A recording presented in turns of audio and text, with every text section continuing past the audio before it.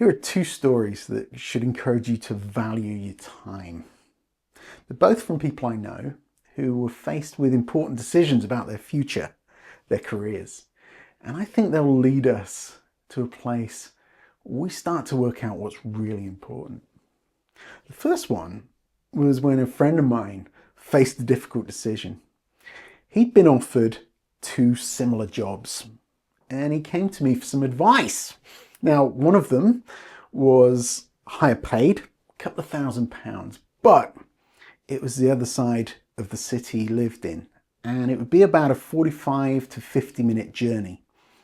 That's factoring in a change of buses in the middle that could go wrong, add more time, add more stress. The other one was less paid, but it was close to where he lived. It was about a 10-minute walk at most, so it was really close, easy to get to. And I could see that higher salary was starting to sway his decision. And I said something significant to him, something he's always appreciated. I said, you've got to value your time. On the coldest, wettest day of the year, if I offered you the opportunity to remove that journey, you'd probably pay me quite a lot. Think about all that time that adds up, how much that is worth to you. And he got thinking, I could suddenly see it, it just unlocked something.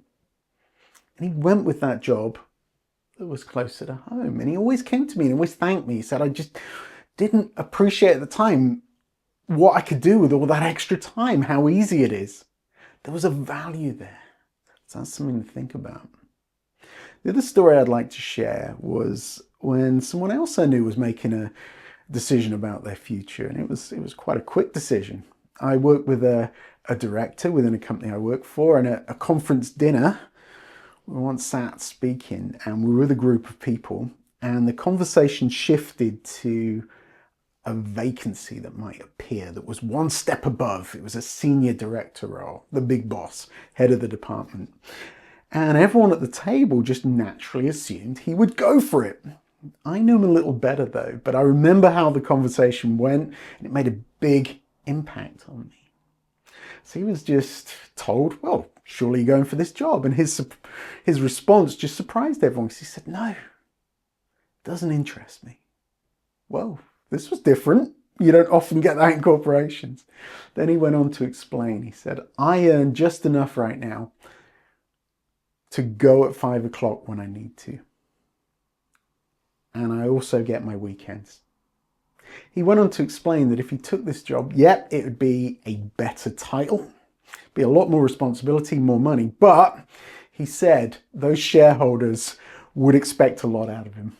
They would expect him to be in the office most nights until late in the evening. They would probably be expecting him to be available at weekends for meetings. And just that little bit more money, that didn't work for him.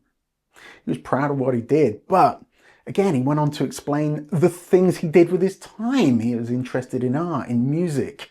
He enjoyed spending time with his family. He played sports. And that had a value to him. And he kind of said, I'm happy with the title I've got. I've worked hard. It's an achievement. I don't need to sacrifice all those things I found valuable just essentially for a title and a little bit more money. Because when we think about it, would it be helpful if you're losing all those things you find valuable? So something to think about there. That's always stuck with me. Remembering what's really important to us and putting a value on our time. So I hope that helps. Hope those stories give you something to think about. I hope you can start to think about how you value your time. Thank you.